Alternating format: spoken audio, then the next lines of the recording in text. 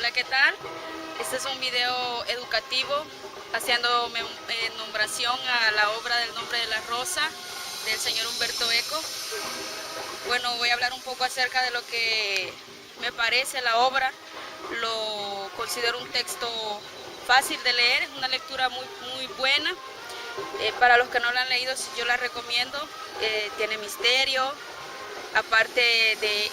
para mi manera de ver, educa en cuanto al catolicismo, no tanto para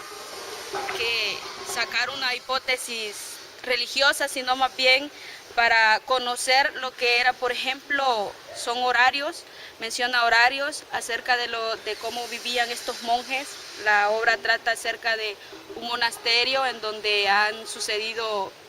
ciertos homicidios y el abad, que es el encargado del monasterio, llama a cierto hombre que también es religioso, que se llama Guillermo, y ese tiene un ayudante que se llama Atzo, que también es un hombre de religión, y estos empiezan a investigar, empiezan a indagar acerca del misterio, del cómo ha sido el asesinato y todo esto, de lo cual nos lleva a que la obra está basada en 7 días. Todo eso a lo largo de la obra es un poco extensa, pero son en sí 7 días los que transcurren en la abadía. Pero en estos 7 días no solamente se mira un hombre que ha sido muerto, sino en sí se resultan 5 al todo el transcurso de la obra. Y es una obra muy interesante en cuanto a la filosofía, la manera de pensar. Tenían ideologías diferentes a pesar de que todos pertenecían al catolicismo. Estaban dispuestos ellos a defender su fe, pues unos dependían de los franciscanos y otros estaban de parte del Papa. Entonces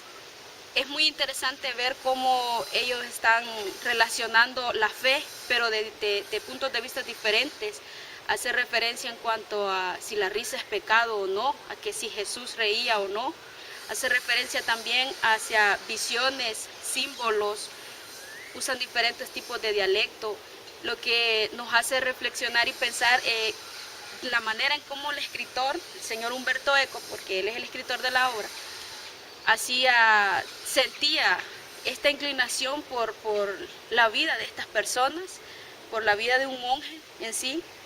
a lo que nos lleva a pensar también el por qué el nombre, porque el nombre que tiene la obra, o sea, el nombre de la rosa, cuando se lee el texto se da cuenta uno y dice no menciona nada de una rosa ni nada de eso, pero lo que al final el que está narrando la historia, o sea, Atzo, el ayudante de Guillermo, relata que del nombre, de la rosa, solo nos queda el nombre, lo que nos lleva a decir que solamente tenían el nombre, pues, de la reflexión de lo que es una rosa. Nos lleva a decir de que solamente tenía el nombre, pues no eran santos ellos, a pesar de ser personas religiosas, no tenían perfección delante de Dios ni delante de los mismos hombres o de los mismos compañeros de la abadía. Entonces, es muy interesante ver cómo se llega a la verdad. Este hombre que no se decidía, Atzo, no se decidía a saber si pertenecía a los franciscanos o pertenecía a la otra parte, que era los que estaban siguiendo la ideología del Papa, de la Santa Inquisición. Entonces resulta que este hombre tenía sentimientos encontrados acerca de esto, y en cuanto a la historia, en cuanto al transcurso del texto, se dan situaciones en donde él se mira en conflictos acerca hasta del amor, piensa que está enamorado. Entonces es ahí donde quizás él reflexiona acerca de lo que es en realidad. Y además puedo decir acerca de la obra que en la época de mención o lo que refleja, se puede ver a una iglesia católica bastante dominante, bastante fuerte, que tenía posesión, que tenía poder, un poder tan grande que no ejercía como se debía, pues se ve en el texto que había un pueblo que estaba necesitado, hambriento, y mientras ellos estaban en un lujo, porque la abadía, según lo menciona el texto, era un lugar lleno de lujo, tenía solamente la biblioteca era un lujo para ellos, porque tenían una biblioteca que era el misterio más grande de toda la obra, de todo el texto, es la biblioteca. Tanto que Guillermo y Azzo hacen de todo para poder entrar a esa biblioteca, lo que se clasifica también como un laberinto. Estaba lleno de puertas y ventanas, pero no solamente eso, sino que esta biblioteca tenía pasadizos secretos, tenía muchas cosas ocultas, que también el misterio era porque tenían señales, habían escritos en las paredes, lo que llevaba a descifrar otras cosas del por qué se protegía tanto la biblioteca, porque cuando Guillermo y Azzo llegan a investigar el crimen a la abadía, se les advierte y se les dice que está prohibido entrar a la biblioteca.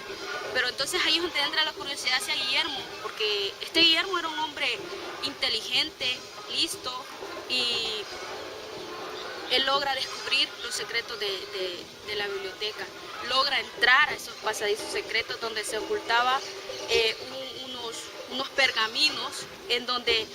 ese pergamino fue en sí lo que llevó a que sucedieran las muertes. ¿Por qué? Porque las curiosidades de los monjes por saber qué contenían esos pergaminos y por qué estaban ahí, que hablaban, si mal no me recuerdo, acerca de la risa y era un tema de conflicto en cuanto a los influyentes del monasterio y Guillermo, porque unos tenían una ideología y otras otra, ¿verdad? Entonces el Guillermo logra descubrir estos misterios, a lo que lo lleva no solamente a resolver los crímenes que después sucedieron, que los muertos fueron, el primero fue Adelmo, también estaba Berengario, Malaquías y también el abad, que resulta que al final el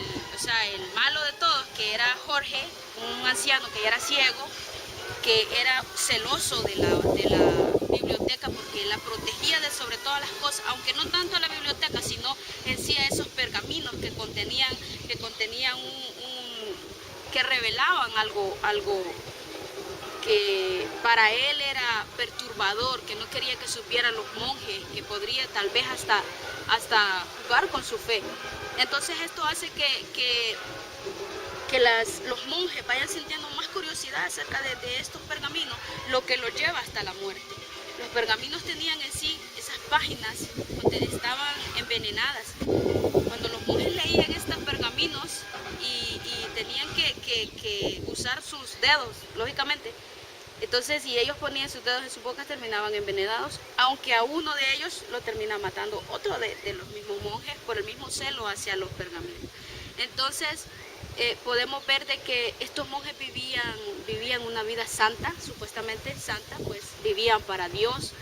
aunque en sí estaban llenos de pecados. Unos tenían más pecados que otros, pero en sí todos tenían un pecado porque todos estaban sumergidos al secreto, un secreto que los llevaba a ser pecadores, y por eso Azzo dice que no tenían nada de santidad, que solo tenían el nombre. Entonces, para mi conclusión, que es una obra interesante, lógica, tiene bastante, el texto contiene también, es un texto de estudio, porque no solamente tiene un idioma, hay que ir traduciendo, tiene significados que tal vez desconocemos, palabras que desconocemos y tenemos que descubrir su significado. Así que pues por mi parte esto es en cuanto a la obra del señor Humberto Eco, El nombre de la rosa, de lo cual me gustó mucho. Gracias.